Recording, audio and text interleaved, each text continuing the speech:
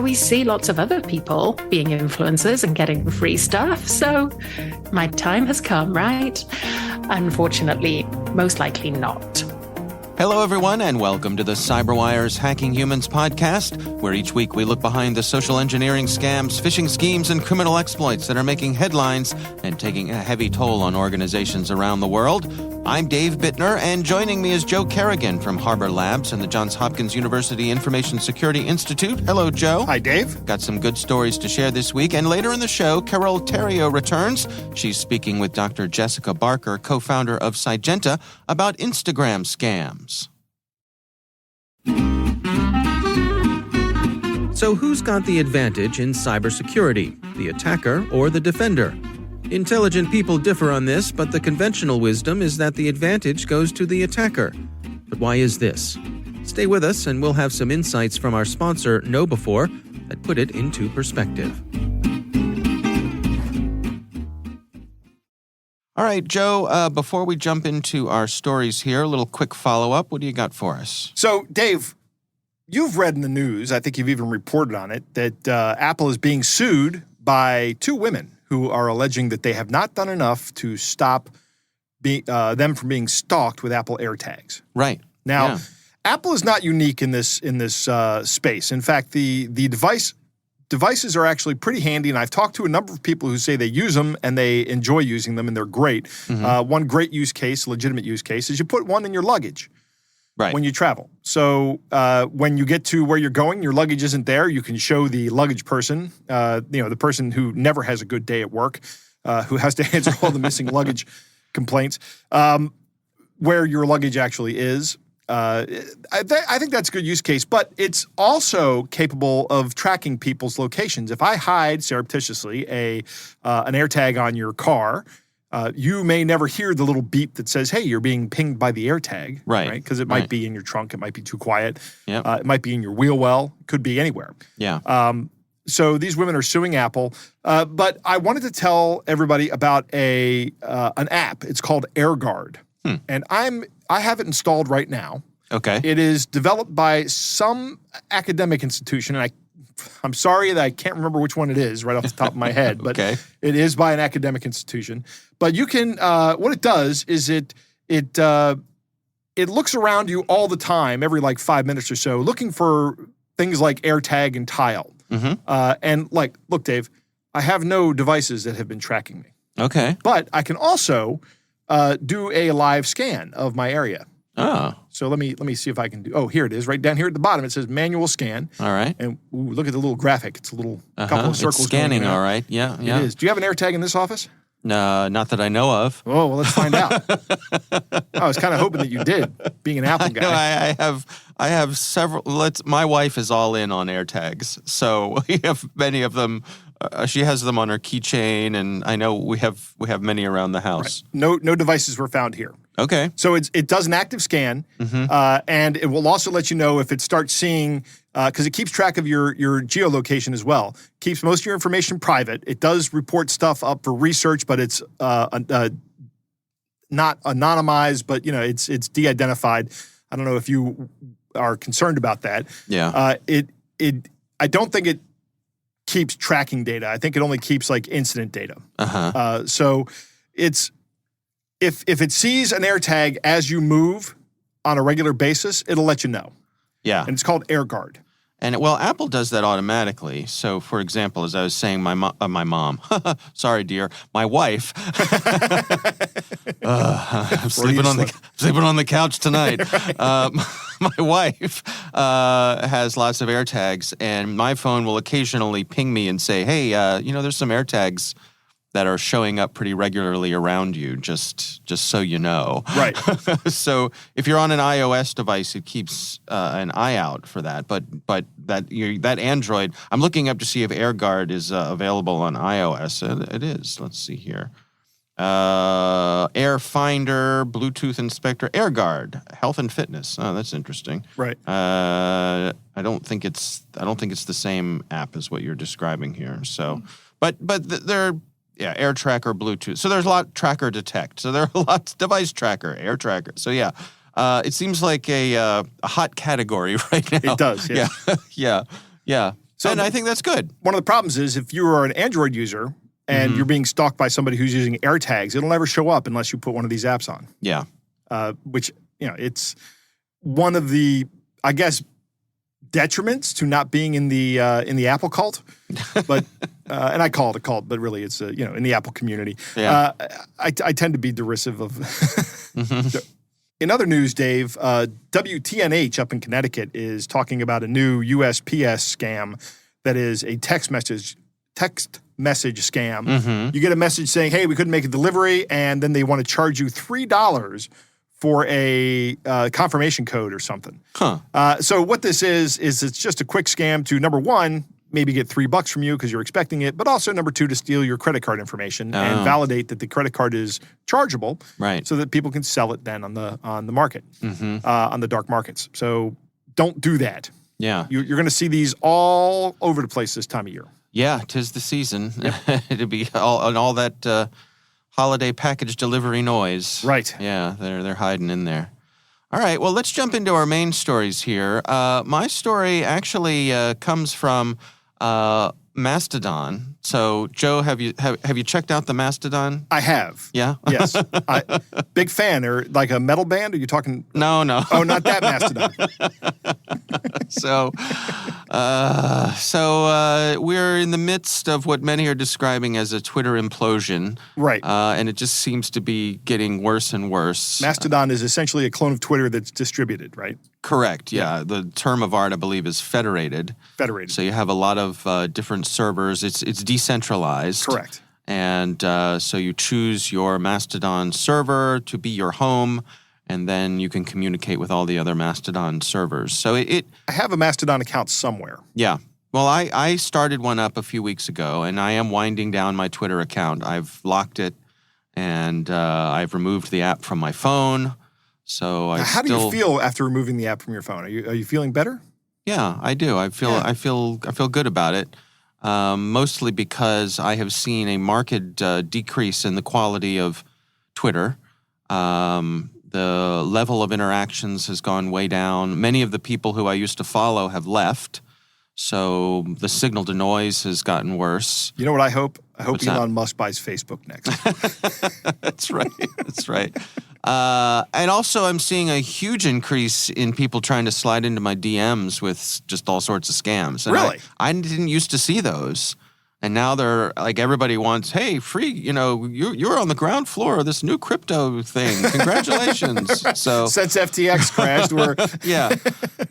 so I'm seeing a lot of that. But just the level of discourse, what I found, I refer to them, to use your term derisively, as reply guys. The reply guys, yeah. And they're higher up in the comments than they ever were before. And so it's just not pleasurable anymore. So I've locked down my account, and I have moved over to Mastodon, and there are some nice migration tools, if you want to do that are out there. So do check those out. But anyway, I was over on Mastodon, and I saw a thread from someone who goes by Emerson, and it's at em0@hackaderm.io. Hackaderm, which I like. That's actually the server I'm on. Right. Which is a server catering to people in tech. Okay. Seems to be running very well. And I found this to be a very interesting thread, and it's about this person's smartphone being stolen. I'm going to read through it here. I think there's some good lessons. It starts off, and they say, what happens to your smartphone when it gets stolen? I recently had my iPhone stolen while on a business trip in London, and through the wonders of Find My, have been able to track its journey in the past few weeks. I found it to be a fascinating insight into what appears to be a rather sophisticated phone theft operation, and I thought I'd share. First, the theft. I was walking to my office and ended up waiting at a crosswalk on Oxford Street. I suppose every tourist must learn the hard way not to do this. But I thought I'd reply to a text and pulled out my phone. Not even 30 seconds later, someone on a bicycle zoomed by and snatched my phone straight out of my hands. By the time I had processed what happened, the person was already 2 blocks down, and I knew my phone was gone. Clearly, the thief was a pro at this. Joe, what do you think of this so far? Yeah, absolutely. The British like to make fun of us Americans. Yeah. But they have their own crime problems, and this is one of them. Okay. Now, granted, nobody got killed here, but right. they go on to I'm say... sure that guy will get a stern talking to if he's ever caught. Yeah, they say, yeah, that's right.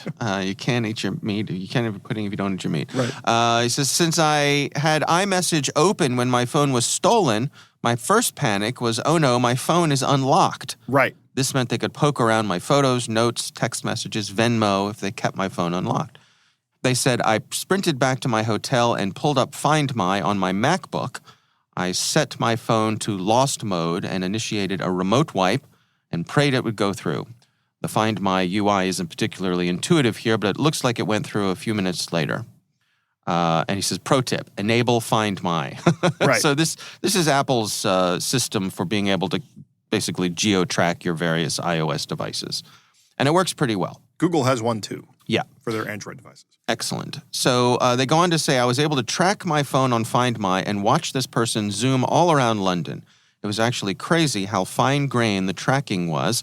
I watched them go all the way down Oxford Street through several tube stops. That's the British word for the subway, Joe. That's right. Circle around touristy areas a couple of times. Probably snatching more phones on the way. That's what he says. Probably has a backpack full of phones. Right. He says, I assume they were snatching phones from folks as naive as I and can't imagine how many phones they must have gathered. Eventually, they called it a night and ended up somewhere in Tottenham, which I presume is where they live. I stopped live tracking for the day as well. I thought this was just some basic theft and would result in my phone getting sold on Facebook Marketplace, and that would be that. But no, it turned out to be far more sophisticated. Huh. Second, the phishing text messages. On the second day, every one of my emergency contacts received the following text message. And the text message says, Dear Emerson, your iPhone 13 Pro has been found. View location, Apple support. For context, if an iPhone is found, or for context, if an iPhone is Find My enabled and remotely wiped, it cannot be reactivated without the original Apple ID login. So unless they have my Apple ID, my phone is a brick to them. This was a step up from what I was expecting. So the thieves are text messaging everyone in the emergency contacts trying to get that unlock code, right? I see. Said, I also noticed my phone had moved to a different location, which suggested this must be a coordinated theft operation. By this point, I filed a police report, filed a business travel claim, and left it at that. I checked in every few days, and my phone stayed in the exact same location, so I assumed it had been scrapped for parts, as they had not gotten my Apple ID login in over a week. But this morning, my phone is in China. It had been over a month, and I'd long assumed my phone was scrapped. But this morning, I got an email saying the activation lock on my stolen phone was requesting my password. I opened up Find My to see where my phone was, and it's in Shenzhen, China. Wild. I assume this is where they must finally get to scrapping my phone, unless they have some way to crack the activation code. Which they probably do not. I initially thought this was some basic theft where my phone would get resold as a brick to some poor soul on Facebook Marketplace, but nope, it was way more sophisticated than that, with a full-blown phishing attempt and a final ship-off to China. With another phishing attempt. Right. And then they say some pro tips. 1, enable Find My on your devices, because if your device gets stolen, you're sure as hell going to want to remotely wipe it. Yeah, right. Absolutely. 2, if you're traveling, ensure you have a way to access Find My from your hotel. This could be a laptop or an iPad you leave at the hotel. I think this is a really good point, because if you're traveling and you just have the single device... And they steal it. Yeah. You're hosed. Yeah. I mean, I suppose you could find... if you could find web access, you could go somewhere, you go to your local electronics store that has a computer, and you could log in and you could wipe it that way, but that's going to take time. Yes. 3, be wary of who you list as your emergency contacts, as it appears a thief can view them even if your phone is put into lost mode. Be wary of any text messages you receive after your phone is stolen, and do not make your phone, or anything really, a single point of failure while traveling. Yes. He says, I normally use my phone as my hotel key, and thank God I had brought my physical key card with me that day, else I could not have gotten to my laptop as fast. I never do that. For me, every minute my phone stayed unlocked meant another minute for the thief to do damage. And finally, don't text while waiting at a crosswalk in London. Yeah. I would say, this could happen anywhere. right? could, I mean, yeah. it's more likely in a busy city, of Right. course. It's more likely than Sure. I'll bet this in the happens in New York suburbs. City all the time. Yeah, I would imagine so. What are your thoughts on this, Joe? Anything? First off, it infuriates me. You know, I imagine me being this person and having my phone snatched and just being infuriated by it and just like raging. Right. This would piss me off so much. Right. You know. Right. So suddenly there's a new heat signature from space. That right. they're wondering, Exactly. and it's just my steam head coming out of your ears. I look like that red guy from that movie with all the emotions. I can't remember what that was. Right. But it was Inside Out. Yeah. Inside Out. Yes. Yeah. That was my profile pick on something. I think Disney Plus for a while. Yeah. But the interesting. I'm glad this person kept a really cool head and handled things very well. Mm-hmm. I like to think that I would do that, but I probably wouldn't. I'd probably just be too furious.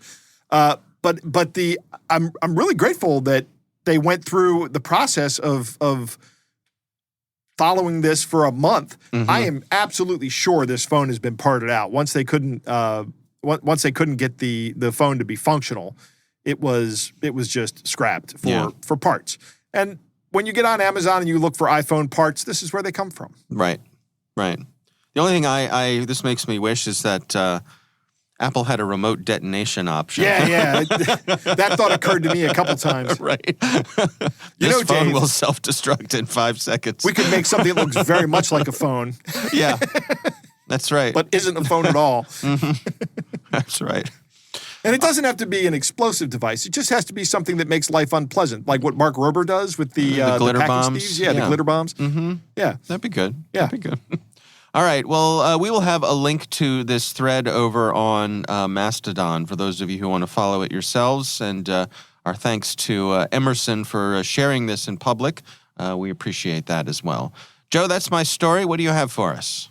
Dave, my story comes from Fox 2 up in Detroit, Michigan. Okay. It comes from Rob Walchek and David Comer. And it's a story of two people who are scammed out of money by this guy named David Willett. And what happens is David Willett acts like a connected person. Right? He has all these different connections. And the first person in the story is a woman who is a PhD. And in this story, there's a couple things. There's a video that's about 10 minutes long. They did a really in-depth story on this for a local news story. Yeah. 10 minutes is a lot of time. Mm-hmm. But it starts off with her talking about how she had written some scripts and she wanted to start developing these scripts into media products, either movies or shows or something. So this guy says, well, I have this connection over in England who is Bob Montgomery, which is a very British name, isn't it? Hello, wouldn't it be Robert? Robert, yes. Hello, I'm Robert Montgomery. Robert Montgomery III. Please be careful with your phones over here. Right. But so he says, here's what we need to do. The first thing we need to do is set up a corporation in Dominica, right? That's going to cost you $10,000.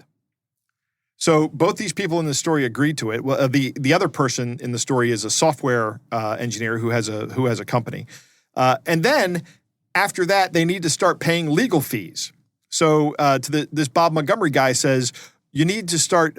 We need to get some legal fees set up, and that's going to be $50,000. So it jumps up from $10,000 to $50,000. And what would help? Slow down a second here, because Okay. what is this person promising in return? $25 million, Dave. Oh, okay. Right. It's that's an excellent question. That I didn't tell you why these people are just coughing up money. Yeah. But this Willett guy says that this Montgomery guy has $25 million he's looking to loan out to people, and he's not looking to invest in products. He's looking to invest in people. Right. Okay. So the PhD person, the writer, she actually goes out and borrows money from friends to come up with this $50,000 for legal fees. Yikes. And she does, and she pays it to this law firm in Dominica. Mm-hmm. Through air quotes. Air quotes, right? This law firm. Yeah. I don't think it costs $10,000 to set up a corporation in a foreign country at all. I have no idea, but I'll take your word for it. I know that I can set up a corporation right here in Delaware, and it will cost me less than $1,000. Oh. Because I've done that. And it doesn't take a lot of money to do that. Okay. So setting up maybe in the Caribbean, because of the fact that you're outside of the U.S. jurisdiction, people take advantage of that and charge a lot of money for it. Could be. I've never set up a foreign company, and I don't know that I ever would. This, as soon as, for me, the first red flag would be we need to set up a company in Dominica. Because I would have been like, no, I don't think I'm doing that. But I like to think that I would have been like that. But maybe this Willett guy is really good. Yeah. Anyway, he starts asking for more money. He starts asking, the next step up he starts asking for is for $500,000, $500,000. Wow. To, Montgomery says, or Willett says that Montgomery says he needs the money so that he can buy an insurance policy in case something goes bad and insure the $25 million. I'm not aware of any insurance product that will cover venture capital. Now, maybe there is insurance products out there. I'm sure that insurance companies have the actuary tables for that, and they might charge it. I can't imagine covering venture capital of $25 million for just $500,000. Yeah. I think it would be much more expensive if that was the case. So much so that people wouldn't buy it. They just go, no, I'm just going to put the money at risk. I'm not going to, that's a sunk cost thing. The PhD lady, her name is Lynn. Lynn immediately goes, I think this is a scam at this point, actually. She's already lost $60,000. And if you watch the video, it's heartbreaking because Lynn has gone out and borrowed money from a friend, and she feels like an absolute chump. But I got to tell you, she has a huge amount of courage. Both these people have a huge amount of courage coming forward saying, this is what's happened to me. And it takes a special person to do that. Most people just shut up and go, I'm just going to be embarrassed and sit in my hole. But these people have come forward and said, here's what happened. Yeah. Now, in 2022, Lynn's problem happened in 2020. In 2022, this guy named Rick, who's a software engineer, comes forward and says, yeah, this guy got me too with the same deal. You know, set up the company in Dominica, pay the $50,000 in legal fees, but then for the $500,000, this guy actually borrowed $500,000 from his parents, flew to London to give it to Montgomery, but was met by Willett's son, also named Willett, Willett the Younger, who then allegedly took the money and gave it to Montgomery. And then after some period of time, they get the news that Bob Montgomery's dead. He's gone. He's dead. Oh. And it's not really clear what's happened beyond this. So Rob Walchek, who is the reporter on this, actually finds David Willett and accosts him as he's coming out of some building and starts talking to him and gets this guy to talk. And the guy's story is, I was just connecting these people with venture capitalists so that they could get their money, get their businesses off the ground. Unfortunately, Bob Montgomery died. And his son, I think his name is Daniel Willett, sent an email saying all we were doing was brokering meetings. We didn't touch any money. I never saw any money. I don't know about that. The story is very interesting. The point of this is that what's happening here is that these people have an idea that they believe in. And that idea is being exploited by other people to elicit funds from them. But yes. But by idea, we also mean greed, right? Well, I mean, yeah, I guess you could say it's greed. I mean, yeah. A desire for success, let's say. Yeah. Let's not use the... Well, I mean, that's the thing that's short-circuiting their rational thinking. You're right, Dave. In fact, you know what? I'm going to go ahead and say greed, but I'm not going to say greed is bad. Greed is a survival mechanism that we have. Right. It's what has gotten us through lean times as humans. The desire for acquiring things, usually food and shelter, is what keeps us alive. It's part of our drive.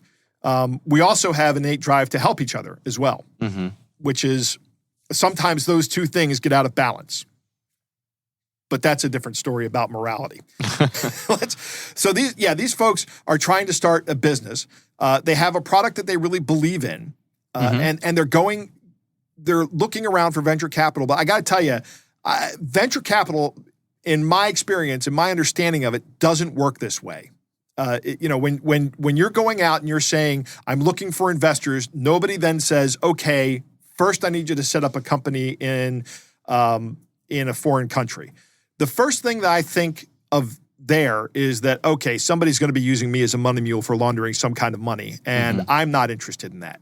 Yeah. I'm not interested in any culpability that may come along with that. That would be where my mind would immediately go. Right. But if you don't have any experience with these sorts of things. Yeah, exactly. I don't think these people have that kind of experience. It's a fascinating video. It's worth the 10-minute watch, especially to watch David Willett when he's being interviewed. I don't know what this guy's deal is. You know, it doesn't see for all I know, he could be a completely legitimate businessman, a member of Fat Tony's Legitimate Businessman Club. But he could also be, this guy could be the scammer. Who knows? Yeah, well, I think the money went somewhere. Yeah, the money went somewhere. So, but I guess it's that much harder to track when it's international. It is. That's huge. Now, both of these folks have talked to the FBI. So hopefully there'll be some charges brought or something will be done about this. I don't know who's going to get charged, where it's going to go, what's going to happen. But yeah. Who knows? All right. Well, we'll have a link to that story in the show notes. Joe, it is time to move on to our catch of the day.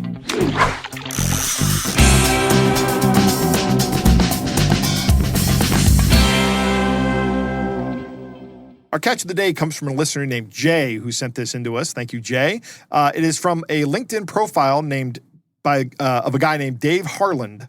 And he got a LinkedIn scam message and just starts having some fun with it. Dave, why don't you play the part of Louise Happy Hayes? Happy is her middle name. Happy is her middle name. And in fact, Dave Harlan says when someone with Happy for a middle name walks into your life with a no-brainer investment opportunity, it's hard to say no. That's true. That's true. All right. I will be Ms. Happy Hayes. Yes. Hi, Dave. It's great to connect with you. Hi, Louise. Cheers for connecting. Cheers, Dave. I hope all's well with you. I have been better, but I'm taking things one day at a time since the accident. I'm sorry to hear that. What happened? Have you ever heard of a country called Spain? I've never been there before, but my friend Sammy asked me to go on holiday there in the summer. So during the last weekend in August, we flew to Madrid and stayed in a lovely hotel overlooking Main Square. And then one night, we got in a taxi to a small family-run tapas restaurant on the outskirts of the city, where the food was divine except for one dish, a bowl of mini meatballs, the temperature of which could only be described as molten. And because I'm such a greedy guts, I gobbled 3 of the thermonuclear little nuggets straight into my mouth without blowing on them first and subsequently burnt through the mucous membranes in my cheeks, leading to months of agonizing ulcers, which have severely affected the way I eat, speak, drink, chew, sing, whistle, and lick and howl. Are you serious? Astonishingly so. But the accident has taught me a very valuable lesson.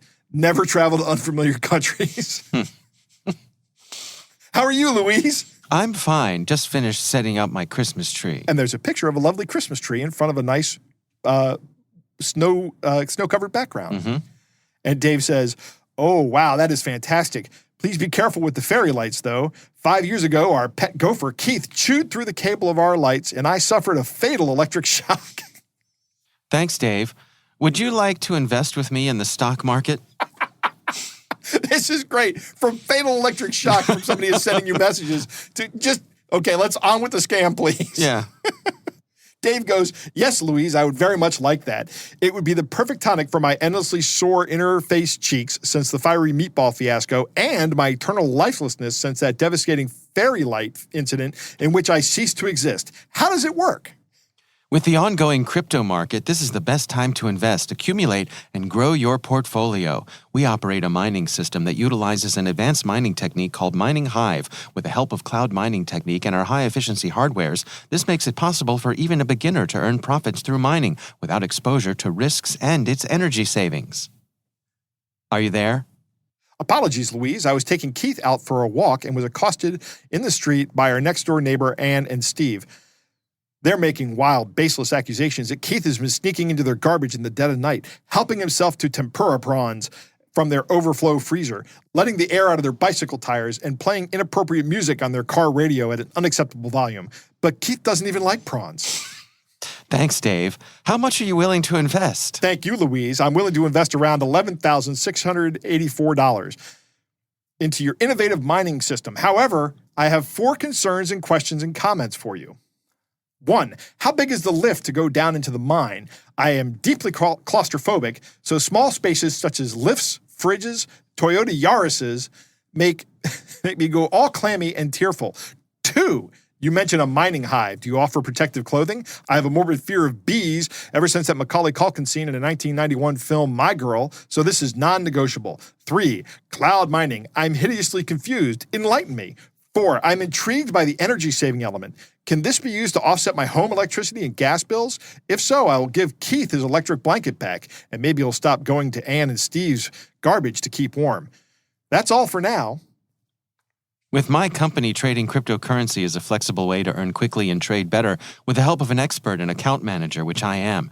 And with my company's brokerage firm, it's a great way to make more money and grow your investments exponentially. An investor can sit back and relax and make an investment from the comfort of his or her home. With an investment of 0.95 Bitcoin, $20,000, an investor is sure to get as a profit over 3.9 Bitcoin, $65,000 in 7 days. And of course, you can start with a minimum amount. That is just an example. That's the power of trading. Dependent on how the system market is on the week, you can even make more or less. All you need to do is create a trading account via one of my private partnership broker platforms and fund it. After an estimated trade period, you can cash out profits. Thank you for answering none of my questions, Louise.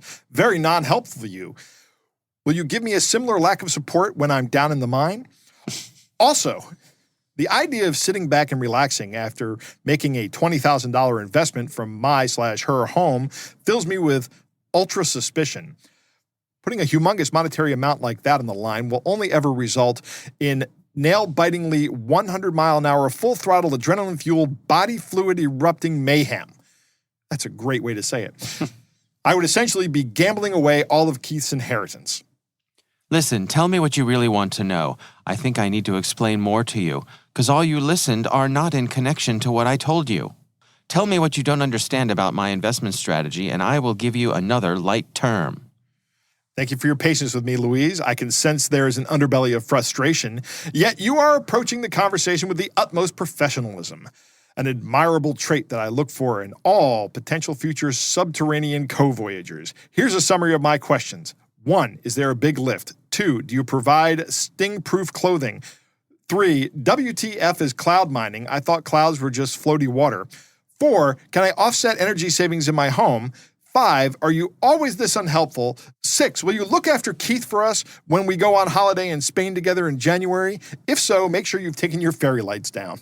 I don't take care of animals. Is Keith an animal? And this goes on for another 5 slides.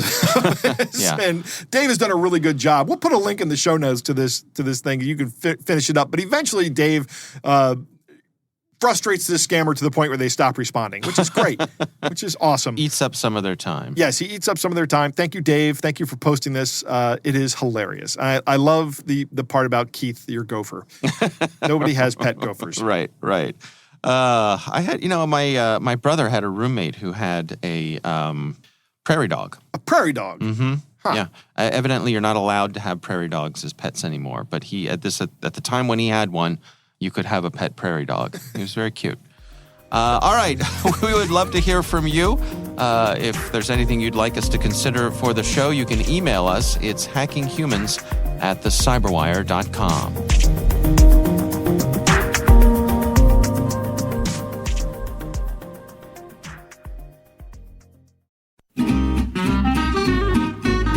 Now let's return to our sponsor's question about the attacker's advantage. Why do the experts think this is so? It's not like a military operation where the defender is thought to have most of the advantages. In cyberspace, the attacker can just keep trying and probing at low risk and low cost, and the attacker only has to be successful once. And as KnowBe4 points out, email filters designed to keep malicious spam out have a failure rate of over 10%. That sounds pretty good. Who wouldn't want to bat nearly 900? But this isn't baseball. If your technical defenses fail in 1 out of 10 tries, you're out of luck and maybe out of business. The last line of defense is your human firewall. You can test that firewall with KnowBe4's free phishing test, which you can order up at knowbe4.com/fishtest. That's KNOWBE4.com/fishtest.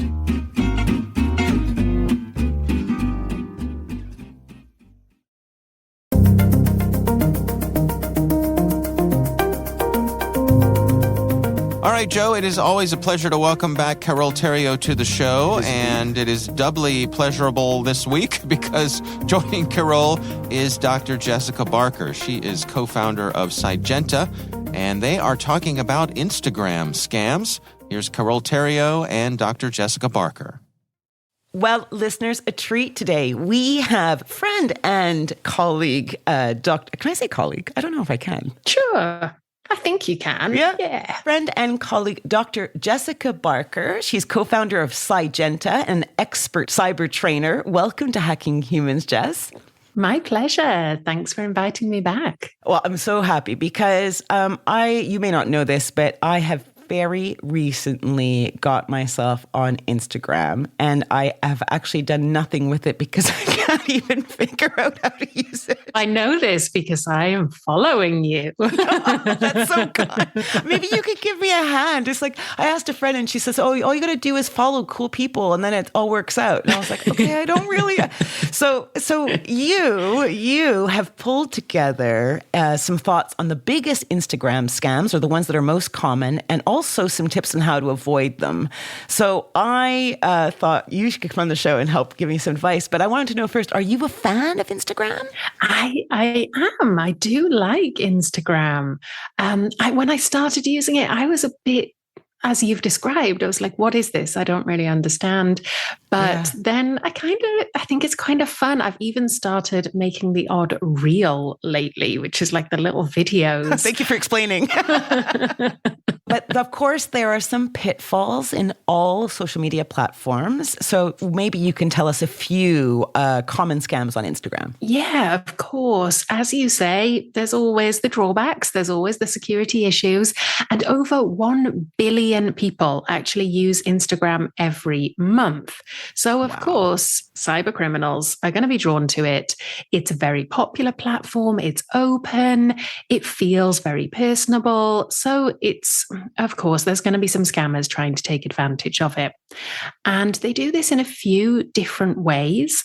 One of the most common ones is so-called brand ambassador scams. And I myself have received many of these messages. You receive a message on Instagram saying, would you like to be a brand ambassador or an influencer for our company? And often they will be saying they like your profile, they'd like to send you some jewelry or some clothes or some beauty products, whatever it may be. And you're like, finally, I've made it. Exactly. I'm an influencer now. But of course, it does prey on that kind of influencer culture. It preys on flattery. It preys on that fear of missing out, that FOMO, where we see lots of other people being influencers and getting free stuff. So my time has come, right? Unfortunately, most likely not. What is happening here is that the accounts are either trying to trick you into actually buying goods to be an ambassador. So they're saying, we'll send you some free stuff, but you also have to buy some things, or you just have to pay a shipping fee that happens to be very high. So there, you are not an ambassador. You are being tricked into being a customer. Wow. Yeah, totally. Yeah. And even more shady than that is where they say, you're going to be an ambassador. We just need to sign you up. We need your personal data. We need your bank details so we can pay you. And then, of course, they disappear with your personal details and your bank details to defraud you. It's so insidious because you can totally understand that someone wants to verify your identity before doing anything, the same way that you want to verify theirs, but they're actually scamming you out of your information. Okay, wow. So brand ambassador, scams, I guess they're called, yeah? Mm-hmm, exactly. So what else do I have to look out for out there? Of course, those fake investment schemes that we see on all sorts of platforms, these fake get-rich-quick schemes where the scammers will have a profile full of photos of their lavish lifestyle, lots of expensive goods, they're living in amazing mansions, they've got incredible cars, and they say you just need to invest in their scheme, their cryptocurrency scheme or their investment scheme to have the same thing. And some of them will even have websites of like full fake data about the investments. But of course, it's all a scam, and the criminals will disappear with your money after really trying to wring as much money out of you as they can. Right. Okay. And those are the same kind of investment scams that we'll see on other social media platforms as well. Interesting. Yeah. And what they do sometimes that's really nasty is they'll be halfway through scamming someone and they will say, oh, well, actually, if you want your money back, we need you to provide an endorsement video. We need you to do some posts to endorse us, and then we'll give your money back. So then you find that there are these people posting videos and pictures saying that they have made money with this investment scheme. So people feel like there's genuine reviews, but it's actually people who've essentially had their money held hostage, and of course they still don't get it back. Oh my gosh. So you're like desperate to get your money back, and they say, well, do this and we will refund you. Yeah. You do it. And then they go, ha ha. Yeah. So it's like a double whammy. Whammy. And then other people see it and they think, oh, this must be legit because look at all of these people who have verified it. Yeah, it's too insidious. Okay. Mm-hmm. Okay. That's two. Tell me about another one. I'm ready. I'm scaring you off Instagram. There are, of course, the kind of the fake giveaway goods and gift card scams. So essentially, we see accounts selling goods that don't actually exist, or they're cheap copies of the real deal. So they'll be ripping off known names, known brands, using all of the branding and really using temptation to cloud our judgment, thinking this is an amazing deal. Right. And this is like super important to underline right now because Christmas is a-coming and people spend a lot of money at the holidays to get that exact gift. And if it's off the shelves, you might turn to somewhere like Instagram to locate it. And you might fall into a nasty trap. And speaking of current circumstances, we're in the middle of an economic crisis. People are going to be looking to try and make more money and to save money. So it's a really worrying time, I think, in terms of the investment scams and these kind of fake sales, fake giveaway, fake goods accounts. Right. Okay. So I'm really looking forward to getting on Instagram. Is there anything else that I need to worry about? There are the kind of typical phishing things. You look like you have received a Instagram DM or an email from Instagram itself, trying to get you to click a link, a typical thing, asking for your username and your password. And they're commonly trying to scare people by looking like an email coming from Instagram saying you have infringed copyright on your account. Or one I saw, you have your account has been voted one of the worst accounts on Instagram. Click here to see why. And so people are pushed into clicking, and then they're pushed into entering their username and their password, of course, giving your username and your password to criminals. Wow. Okay. So we have gone through a number of different types of scams that are lurking around on Instagram. Jessica, this has been fantastic. Will you come on again next week and give us more information on how we can actually safeguard ourselves against these things? Absolutely. Just try and stop me. In the meantime, listeners, you can check out Jessica's YouTube channel called Dr. Jessica Barker, where she shares loads of cybersecurity tidbits. This was Carol Theriault for Hacking Humans.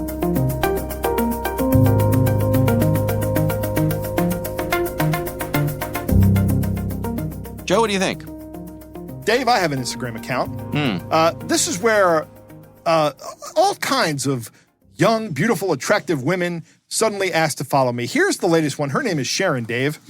Here's some pictures of Sharon on my Instagram account. Yeah, Sharon. She's quite very lovely. Attractive. Very I'm sure just this like the kind of woman who would be attracted to you. What does your lovely wife think of Sharon? I don't know that Lisa has an Instagram account or knows that Sharon. I never followed Sharon back. I just let Sharon follow me, hoping to get like maybe some virus link or something. Who knows? Yeah. But this is the kind of thing that goes on all the time on Instagram, where these people reach out. Oh, and here's another thing on Sharon's Instagram account. Sexy cars, Dave. Oh, right. Yeah. Pushing all of your masculine buttons. Right, exactly. Not only is she beautiful, but she likes cool fast cars. Right, Sure. muscle cars. Yeah, of course. Right. Of course she does. I drive a Scion XB, Dave. I'm not really impressed by a muscle car. Okay. It's a 2012, and it has like 120,000 miles on it, and I'm going to drive that thing until the wheels fall off. Okay, fair enough. And just because I'm not a car guy. Yeah. Right? I'm just not a typical car guy. But let's get back to this Instagram talk. I get Instagram. I just never see what's on it. I don't post a lot of things on it. Mm-hmm. I have posted stuff on it in the past, obviously, because it's there, but I haven't posted anything in years. Mm-hmm. The brand ambassador scam, that's a good scam, I think. Yeah, it preys on the dreams and delusions of younger people who believe they're going to be influencers. Mm-hmm. And why shouldn't they be influencers? I think Dr. Barker even says that in the interview. Why shouldn't this happen to me? It happens to everybody else. Mm-hmm. Why shouldn't I also get this? So what do they do then? They say, okay, well, buy the product and talk about it. Great. It's wonderful. It's a scam. You're being tricked into being a customer, or worse, they're going to say, we're going to send you all this stuff, but in order to do that, we're going to need your tax information because this is essentially income, right? Right. That all makes sense, right? If I'm going to be giving you income, I'm going to need your tax information. That's kind of like an employment scam here. Mm-hmm. And then, of course, they just go out and they steal your information and maybe do some identity theft with it. It's terrible. Crypto scams. Crypto scams, big crypto scam recently, this FTX thing. Yeah. Huge. That is, I don't know what's going on in there. Was it a Ponzi scheme? Was it just a scam? I don't know. That's going to be years for us to unravel it. Mm-hmm. But I like to say a couple things about investing in crypto. Number one, if you don't own the keys, you don't own the crypto. So if you're putting your crypto in an exchange of any kind, any online exchange, you're putting your crypto in somebody else's custody, that is somebody else's crypto, and you are relying on a promise that they're going to give it back to you. That's it. And they're not FDIC insured. They're not FDIC insured. Exactly. It's not like a bank. Right. There's there's nothing like that. Yeah. And the other thing I say about crypto investing is don't put any money into crypto that you couldn't afford to just walk out into the street and set on fire. If you can't afford to do that with that money, if you need that money to pay rent or buy food, don't do that. Yeah. Don't buy crypto. Yeah. Don't buy the rent, pay your rent, buy the food. Don't buy crypto. Right. You're not going to make money on crypto. Even if you do make money on crypto, it's not going to be as quickly as your rent is due. Not in this market. Anyway. Yeah. Okay. There's a constant theme, even from my story today, that once they start scamming you, they're going to take you for all they can. Mm-hmm. They're going to, even if it's all you have. And we've seen that where people have, on this show, we've talked about scams where people have literally lost every penny they had to a scam. Yeah. Because they thought, they didn't realize it was a scam, and they were going after they were sucked into the sunk cost fallacy, or Right. they genuinely believed they were actually making money when they weren't. Mm-hmm. It's a terrible situation. Validate everything. Don't trust anybody, especially not online. It's really not a good environment. Anybody can be sitting behind that profile you're looking at. You really don't have any idea who it is. What I thought was really interesting was when Dr. Barker was talking about the crypto scams where they said, okay, if you want to get your money back, you have to do an endorsement video of our product, which they then use to go out and scam more people. And then they never give you the money back. Yeah. I mean, it's these people are monsters, Dave. It's awful. Anyway, I thought this was a great interview. I do like having Carol Theriault on the show. Yeah. Sometimes when I'm typing, I'm reading what I'm typing, I'm reading it in her voice in my head for some reason. It's great. Well, yeah, always a pleasure to have Carol bring these stories to us. And, of course, Dr. Jessica Barker, a great guest to have as well. So we appreciate both of them taking the time.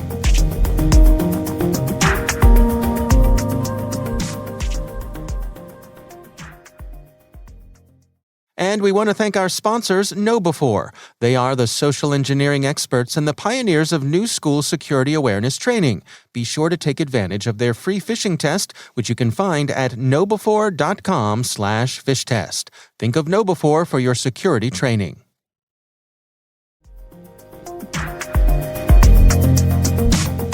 That is our show. We want to thank all of you for listening. Thanks to Harbor Labs and the Johns Hopkins University Information Security Institute for their participation. You can learn more at harborlabs.com and isi.jhu.edu. The Hacking Humans podcast is proudly produced in Maryland at the startup studios of Data Tribe, where they're co-building the next generation of cybersecurity teams and technologies. Our senior producer is Jennifer Iben. Our executive editor is Peter Kilpie. I'm Dave Bittner. And I'm Joe Kerrigan. Thanks for listening.